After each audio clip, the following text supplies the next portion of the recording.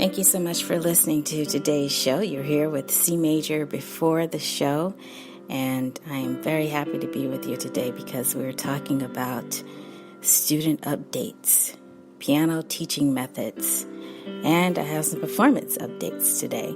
But our feature for today is the JP and Jingy song Idea, so that's brand new. So thanks for tuning in and stay tuned.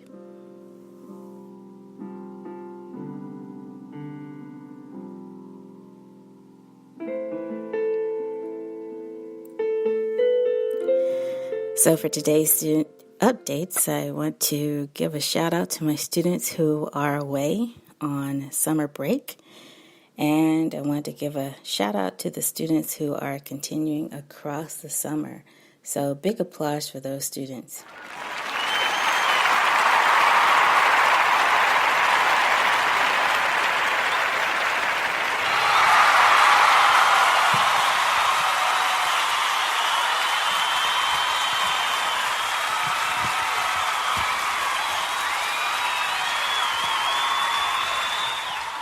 That's great. And I also want to give a shout out to Spreaker. You know, they have the greatest executives over at Spreaker. And I believe there's a New York office and there may be other offices as well. But they are doing such a great job, I think, in keeping me updated. And all of us who use this platform, I'm just really grateful for the Spreaker platform to do my podcasting, and I really appreciate all the updates that I get. So I'm going to mention Spreaker a little bit later on in the podcast because I have something to propose to my listeners. It turns out that I'm starting to get listeners that like to tune in to see what I'm going to be talking about. And I am very excited about that because it's a chance to build it from there. But in the meantime, let's give some more student shout outs. So students who are waiting to hear about their music exam scores, I want to give a shout out to those students.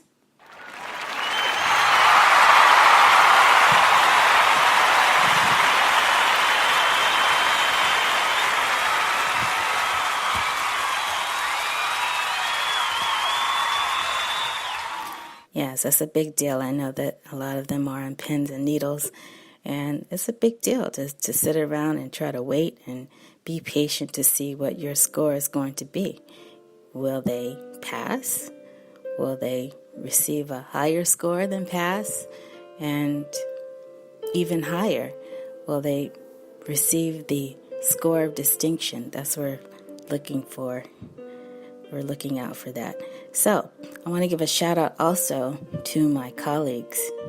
I really appreciate the teachers that I work with on a weekly basis. And so a big shout out to my colleagues.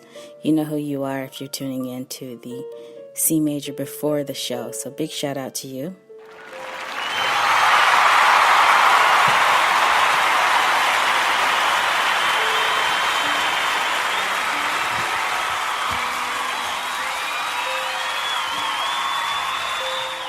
And I suppose the reason why I really want to shout them out is because it's tough over the summer if you are a teacher that's used to having a full roster during the spring and fall months, and then you find that your summer is a little bit lean. So best of luck to my colleagues and to other teachers that are looking for part-time work for the summer to fill in some of those gaps. So I'd like to give a shout out now to the parents. I'm very excited about my parents this summer because a lot of parents take their children out of piano lessons for the summer to either travel or do something else.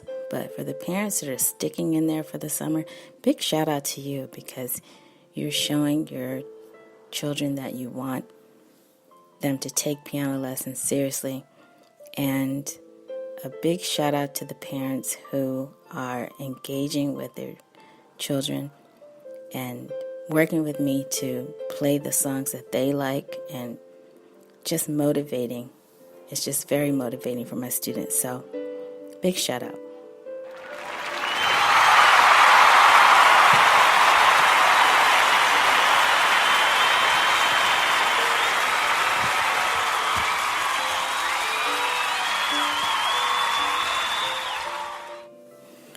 And so, if you are taking a summer break, I believe I mentioned on the last podcast that there are some things that you can think about for summer. And if you've been listening to the C Major Radio Show, I've been trying to give you some ideas there as well. So feel free to contact me on social media. I'd be happy to hear about your ideas on how you're going to be engaging with music over the summer. But big shout out to everyone. And I also want to give a shout out to Musica. And I want to give a shout out to the music and arts staff and the Musica staff. So I really appreciate that I get to work with you all on a weekly basis as well.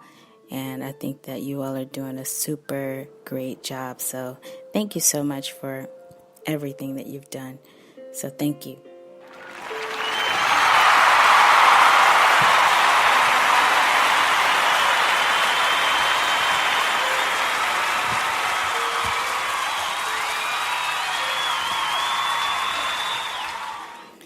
So that's pretty much it for the shout outs, but I just want to say one thing right now. School is out.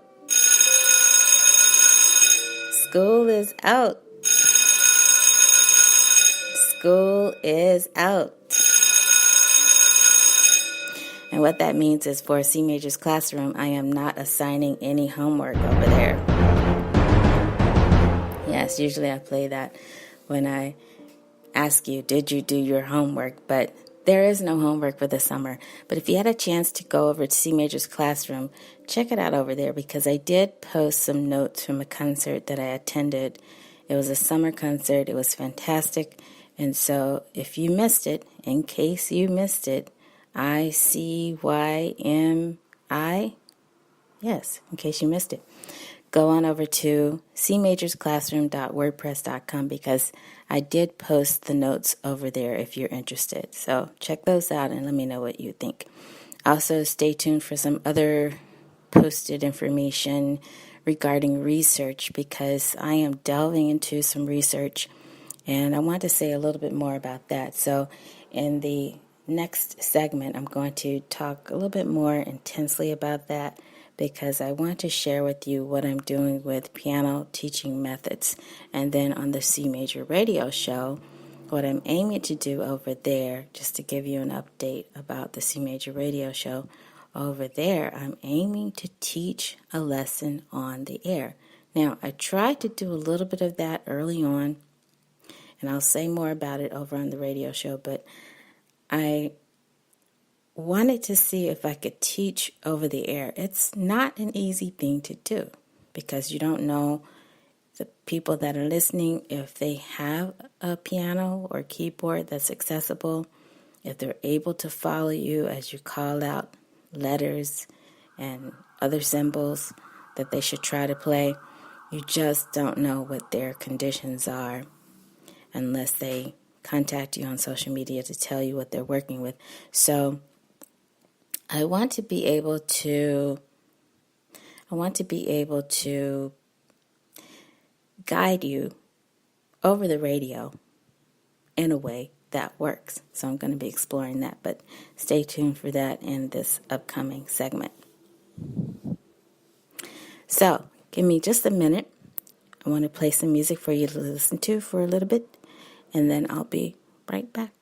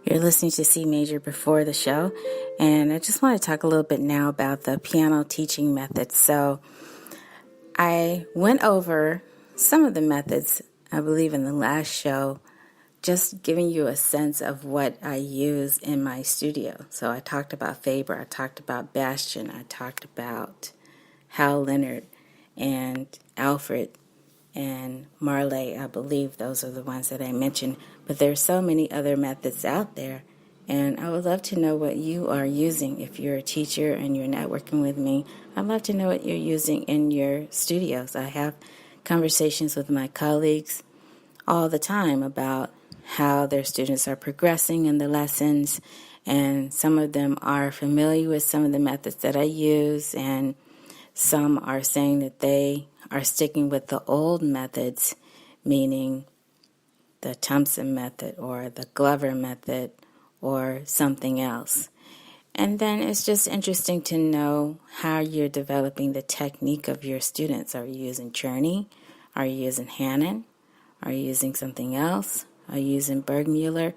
What are you using so that your students' technique will build over time? So just listening around, listening to interviews with teachers as well who have been very successful in their studios to find out their ideas about techniques. I was kind of surprised to hear a few weeks ago I listened to an interview and a teacher was saying that his idea of building a student's technique was to start with them in whatever technique he decided to start them with, and then build that technique over time, but just knowing in the back of his mind by the time they are 16, that's it, that their technique is pretty much done. It's developed, and it won't really develop further after the age of 16, if I understood him correctly. So that was interesting to consider. So that gives you a time frame to work with as well.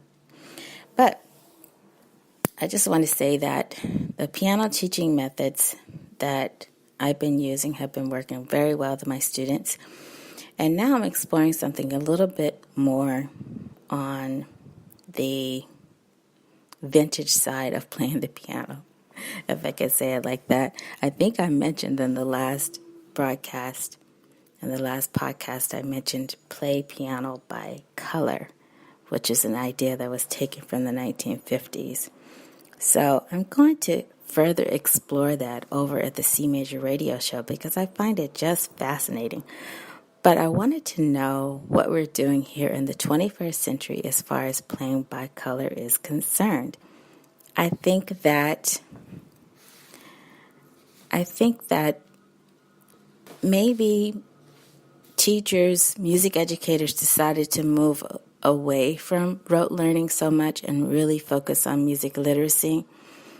And so you see that a lot. But at the same time, there are some methods that I think still try to use the color-coded idea.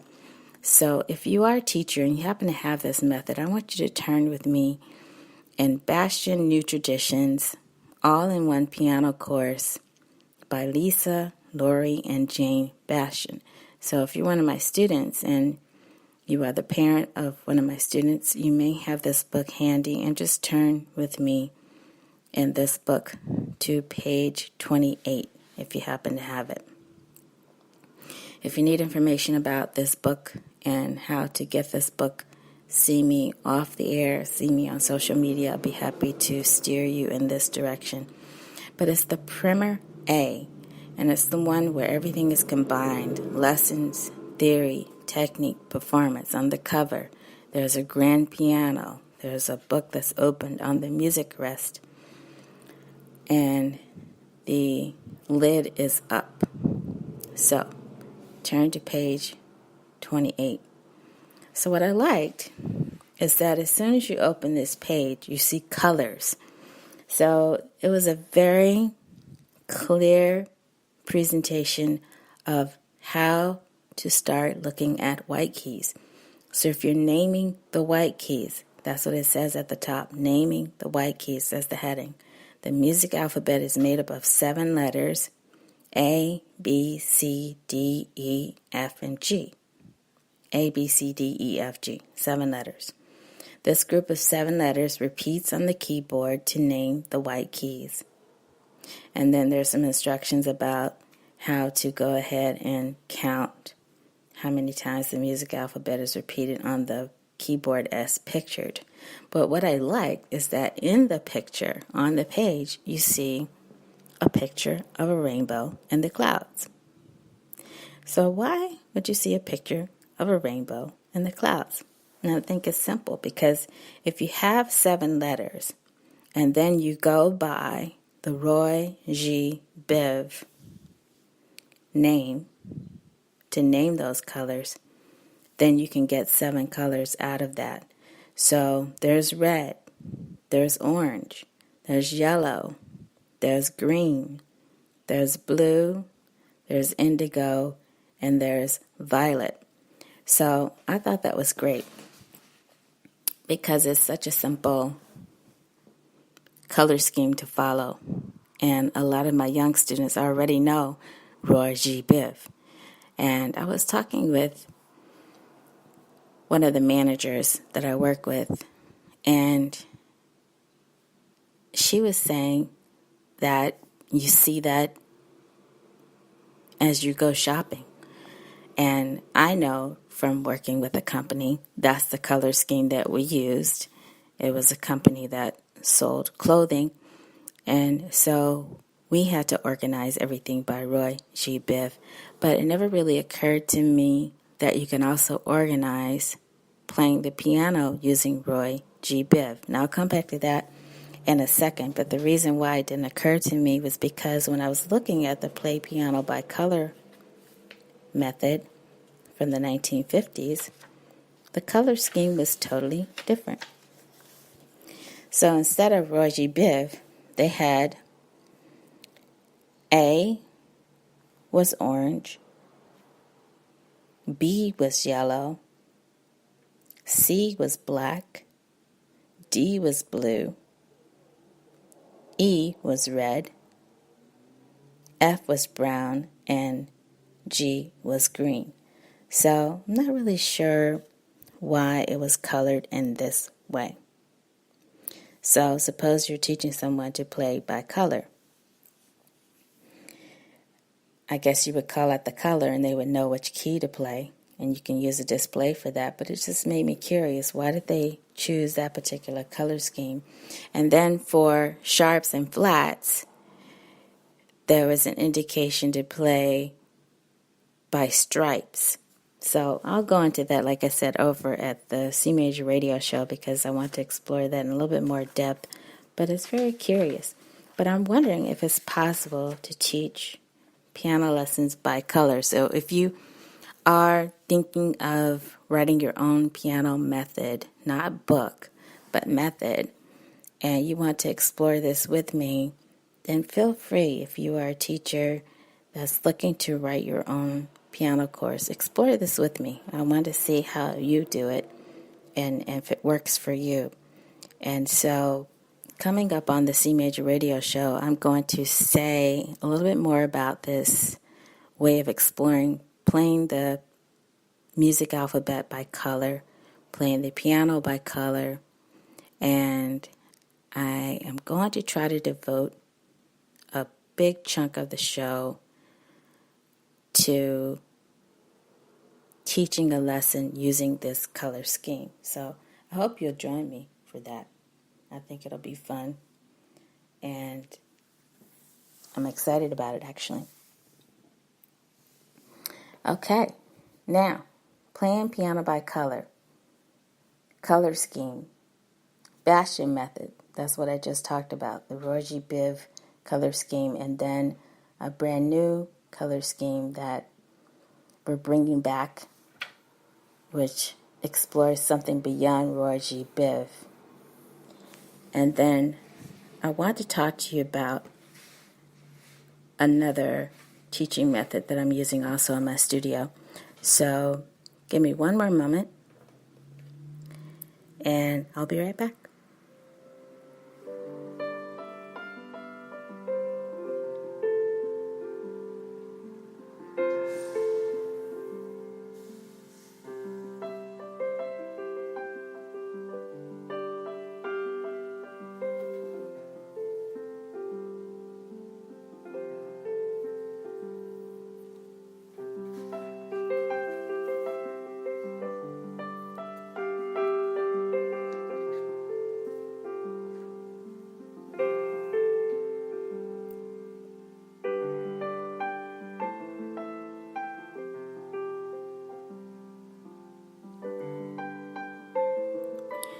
You're here with Carol Porter here on CMAJOR Before The Show, and I'm happy to be with you on this Tuesday. It's a great day. It's beautiful outside. I hope you're staying cool. And here in the greater New York City area, we are experiencing multiple days of 90-degree weather. So that's the weather report for our area for this week, for this 4th of July week. And what I want to do now is turn your attention toward Easy Play Today. Now, how many of you have heard of Easy Play Today? It's published by Hal Leonard Publishing.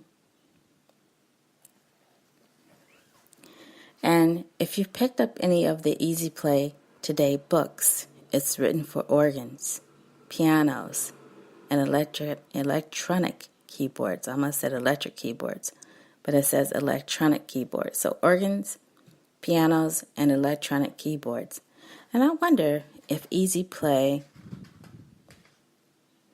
was developed after the play-by-color idea came out. I think that it might have been. But it's more leaning towards the text notation idea, which I was starting to research a little bit more, and that I use with students, just helping them to learn by letters and to learn by text and other symbols.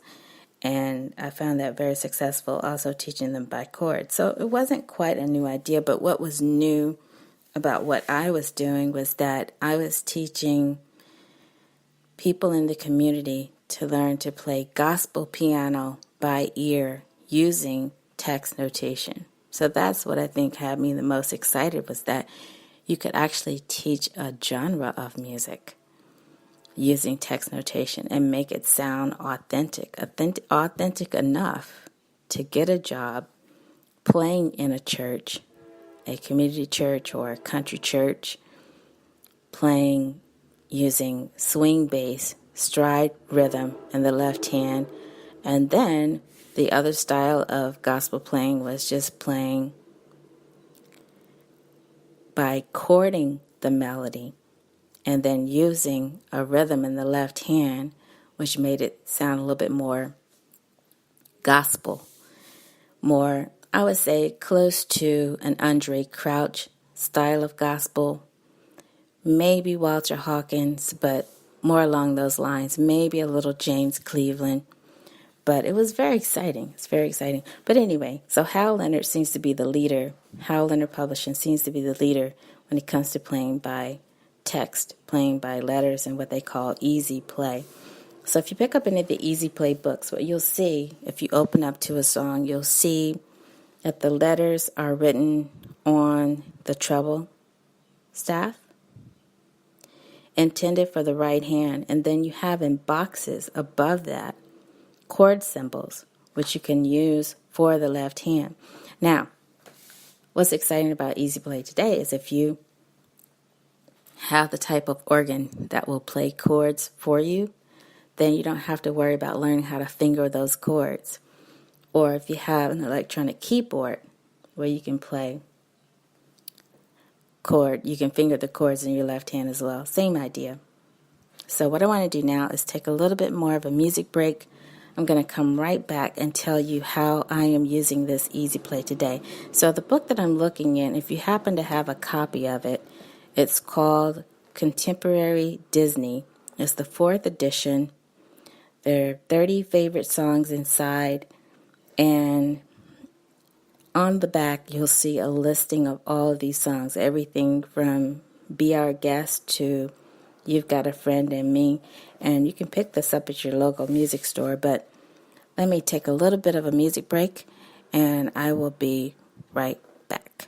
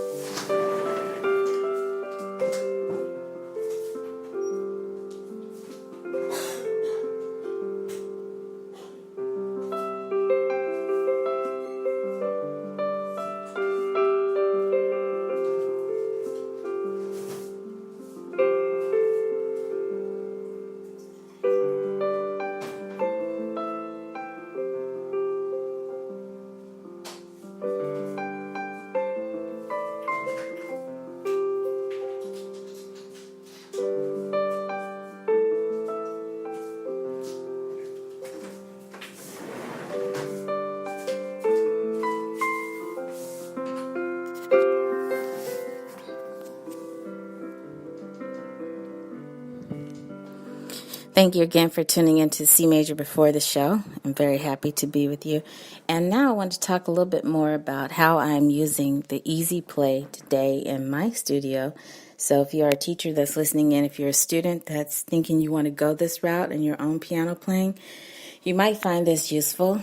And if you're a parent, let's say if you really want to just hear your child play songs and you're not interested in having them go through method, and it's taking too long and you just really want to rush them and have them play songs, this is one way to do it. And so sometimes it happens with my older students. They want to delve into this way of playing. They say, I want to do just a little bit of method on the side, just gradually learning method, gradually learning music concepts, but I want to play mostly songs. So this is one way to do it. So if you open it up, let me just turn to one that I've used with one of my students. So turn to page 9, Can You Feel the Love Tonight, from The Lion King. So that's a nice one. I have a student that's working on this, and she's very excited about it. So you can see the melody, A, B, C, D, C, G, is how it starts out in the first method. But above that, in the box, you have an F chord, and then you have a C chord. So the way I like to do it is to teach my students to play by chords first, if they can do it, and show them how to position their hands. And then we explore melody second, and then we try to put both hands together. That's the way I've been doing it. And it seems to work pretty well. And it's actually kind of fun to do it that way. So that's just one example of that. But let me know how you are using Easy Play today in your studios, if at all.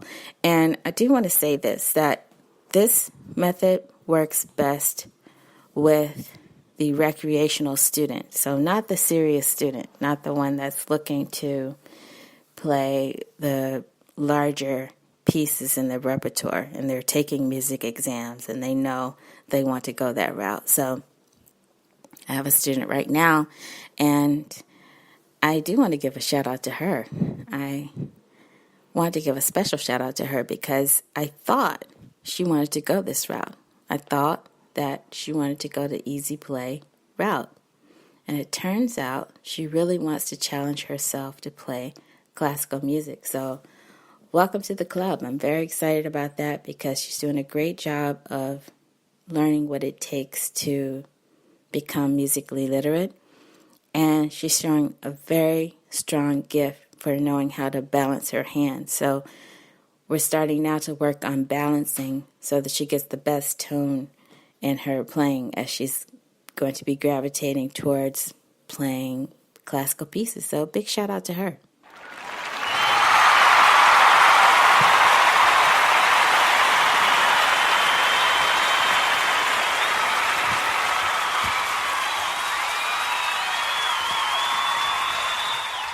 I think that's great. So as we move into this third segment now, I've given you student updates, I've given you teacher updates, I've talked about piano methods, and now I want to talk a little bit more about my own performance updates. So on the last C Major Before the Show, you heard me mention that I have a number one fan that's out there that's been listening to the music of C Major. He requested Weathering the Storm, and then I was looking forward to playing that in person for him.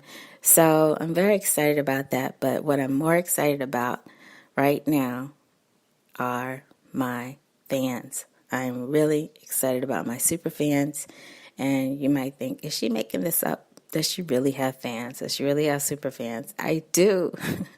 I'm not saying how many, but I call them super fans. In my opinion, they're my super fans because they're the ones that keep me going, the ones that keep asking me, when are you playing next? When can we hear you play again? Do you have any new songs? Are you going to be playing in New York? Can you play in Philadelphia? Can you play in New Jersey? Can you play somewhere that's closer to us where we can hear your performance? Can you play at this time instead of that time? Super fans are the ones that keep me going because I really listen to them. Their opinion matters to me as C major. So in today's show description, we're finally getting to that. I'm talking about the J, P, and Jingy song. So you're probably wondering, what in the world is that? That's a new song that I'm going to be introducing in my upcoming shows. And so JP and Jingy are one of my top 2 fans, and they really have supported me over the years just by showing up to the shows with their friends, and I really appreciate them. And so I said to them one day, I'm going to write a song just for you. And the reason why was because they asked me if I could play something a little bit more upbeat before I launch into the C major songs. So if you know anything about the C major songs, my theme is heartbreak and wonder. Not necessarily an upbeat topic, right? Right, it's kind of funny. I have to laugh at myself on that. But the heartbreak and wonder songs are the truth, meaning I wrote from a place of how I was feeling.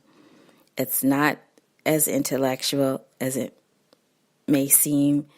If you listen to me playing, you think, oh, how did you come up with that? It really was just me sitting down and playing my feelings. And some people think that's appropriate. Other people don't think that's appropriate.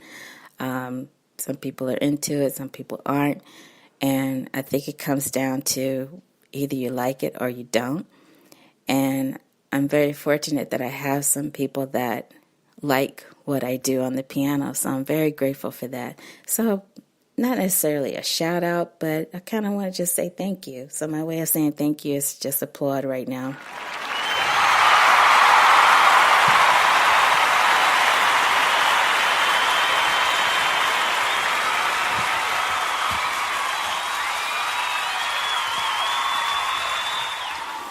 So the JP and Jingy song is kind of twofold because it's a song that I wrote for my super fans, and they also like to dance. And then we've also talked about possibly putting together like a fun video, which I'm kind of excited about. So I'm kind of laughing right now because I'm thinking, wow, this could really go pretty far if we let it. But it's supposed to be fun. It's all fun. And it will add a different vibe to my set when I do play out again. So the JP and Jingy song would be one of the leading songs of my set. And you're probably wondering what the song is going to involve. So I'm sharing with you the idea right now. So the idea is taken from some of the happiest piano playing I have ever seen on video.